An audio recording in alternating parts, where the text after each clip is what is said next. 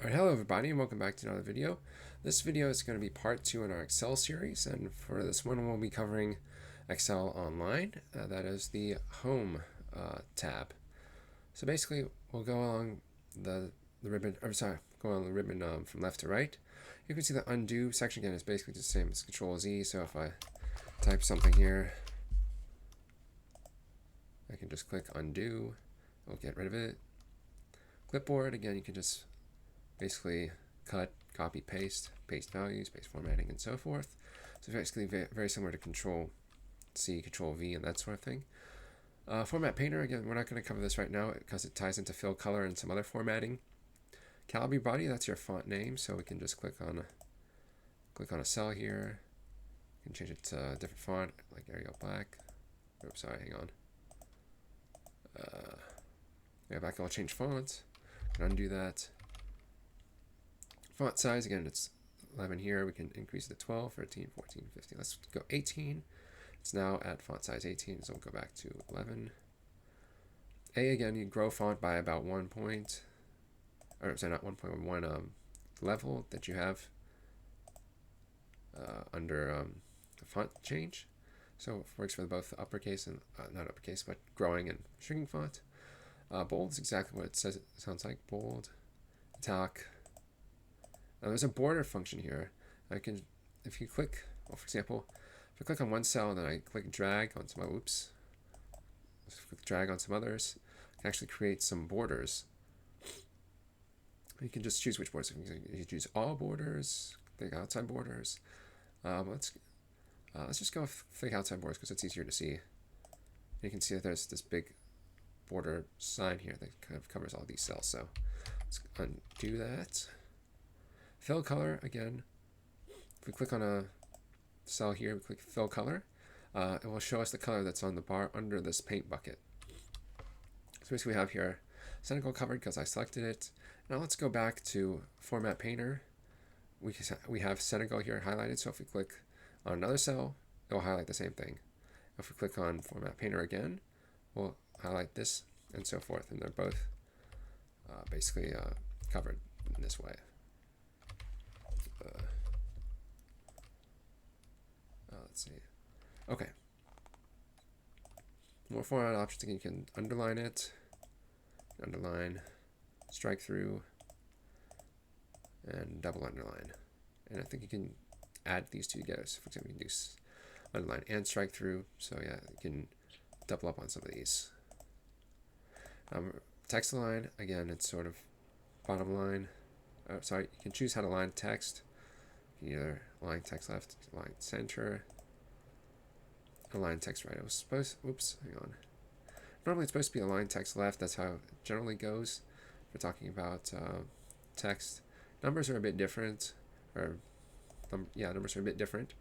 You can just, they don't exactly merge text because they're not exactly text. That's merge text. Wrap is, well, wrap we sort of discussed last time. So if I, for example, move the column back this way, I can click wrap. It will sort of kind of add some spaces. It will basically lock this thing in, but it will add some space so that everything in the cell gets displayed. So we could do that. Merge is, well, merge is something, you can merge basically different cells together. So let's say I wanted to give this table a title. I'll go ECOWAS countries. Now if we click on ECOWAS countries, let's try to click on this. Sorry, my mouse is really messed up right now. Now if we can click down and drop and merge, we can do merge center. And there we go, it just creates this massive big cell which we have some data inside. So that's what happens when we merge the center. We merge it across, it's pretty much the same thing. Merge cells, unmerge cells. So we can just merge center because we want to do that. Let's go make this bold. Make this bold just for now. General, again, this is sort of your number formats. It's general numbers, 1, 2, 3. Or currencies, again, you can just click currency, so it'll show up soon. Counting, a lot of counting symbols. I don't know a whole lot about that. Short date, long date. Time, you can use time to create some calculations, comma, insert percentage, fraction, scientific notation, and just some regular text. And so there's more number of formats, as we can see here. Negative numbers, and this is just, again, you can scroll through this if you like. This is our currency.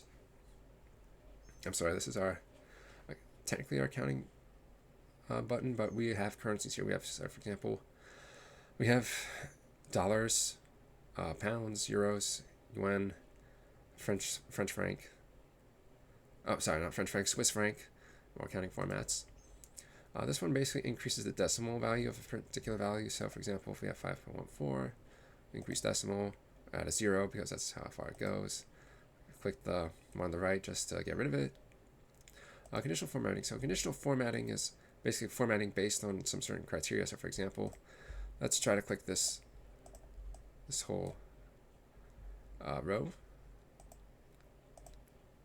Hang on.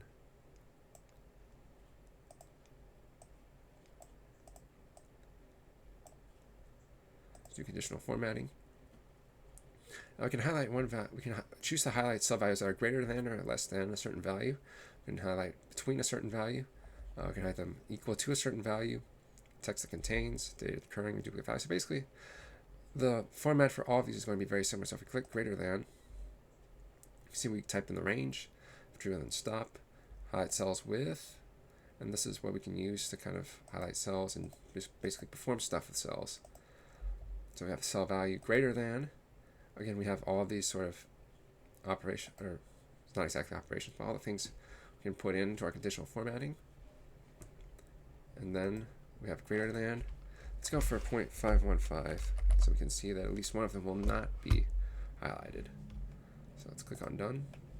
And you can see that this one, you can see that for this row, every single color here is above 0.515 gets highlighted. So we can edit here. We can change the color of our of our highlight. So we can choose yellow. I'll choose yellow, and we can also again we can also choose a color wheel. Let's see. This color wheel. Actually, one thing I missed.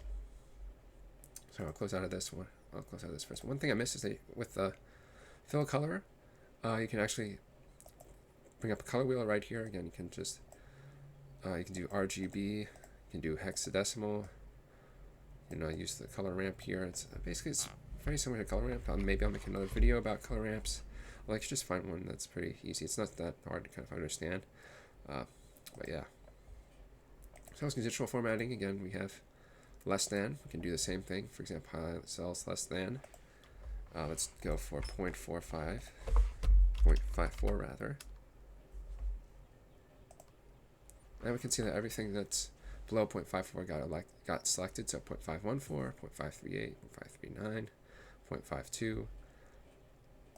That's basically less than.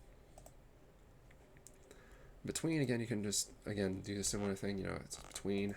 Let's go for 0.515 and 0.610. So we'll get some that are between. And so yeah, we got everything that wasn't Senegal, which was on the lower end. We went deliberately higher than this.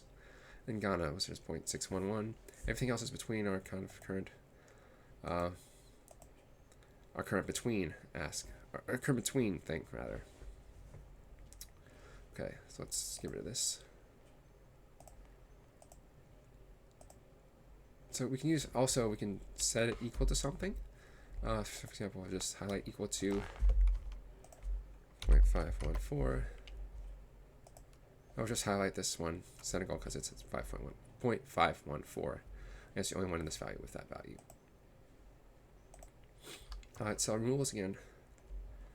We can look for text that contains Senegal. Oh, oops, we didn't do the right range. Hang on 1 second. So we can do conditional formatting. Text that contains Senegal. And it gets highlighted. Okay. So we'll get rid of this.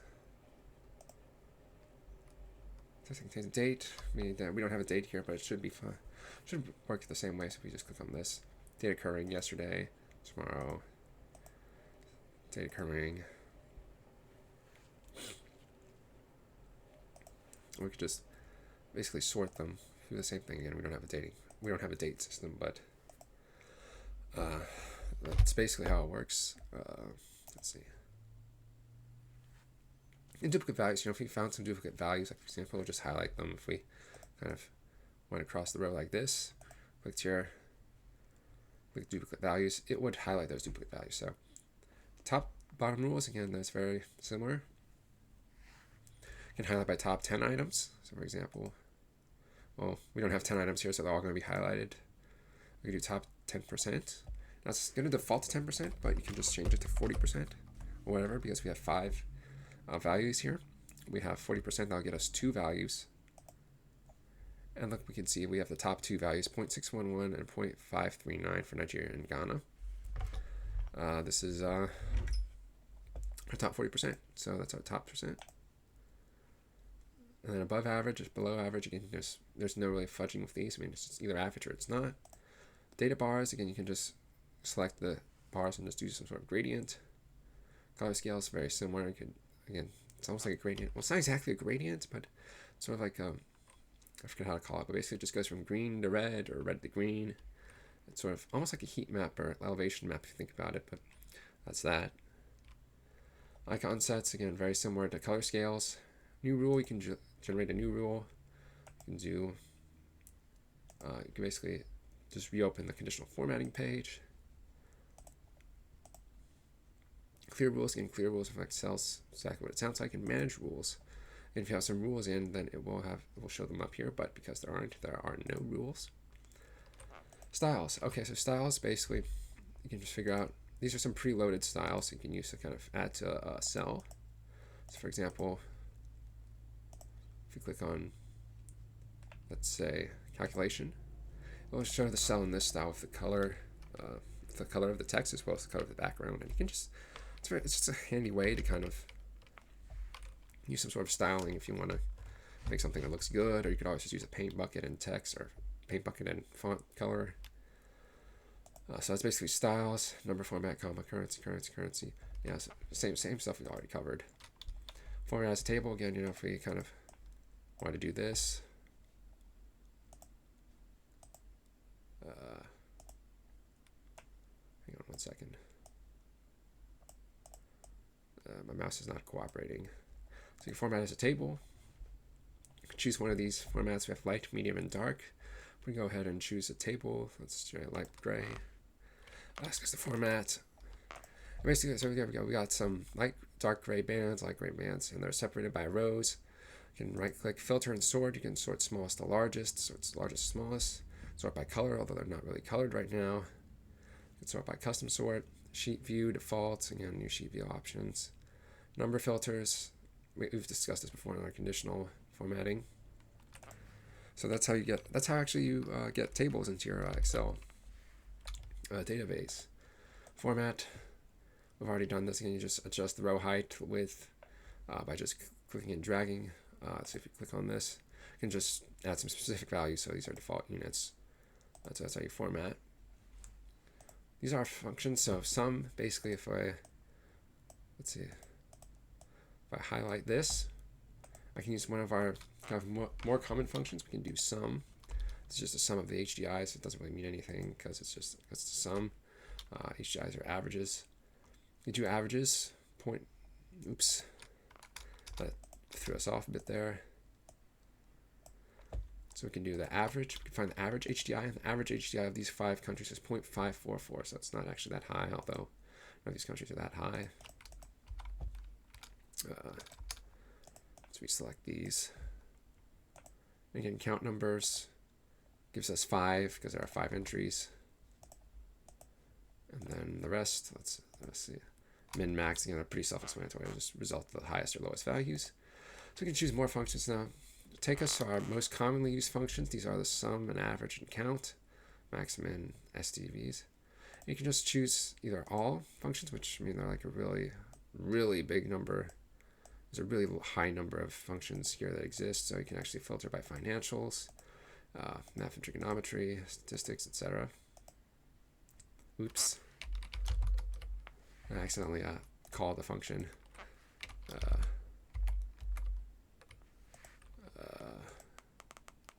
think that star was right there. I don't remember.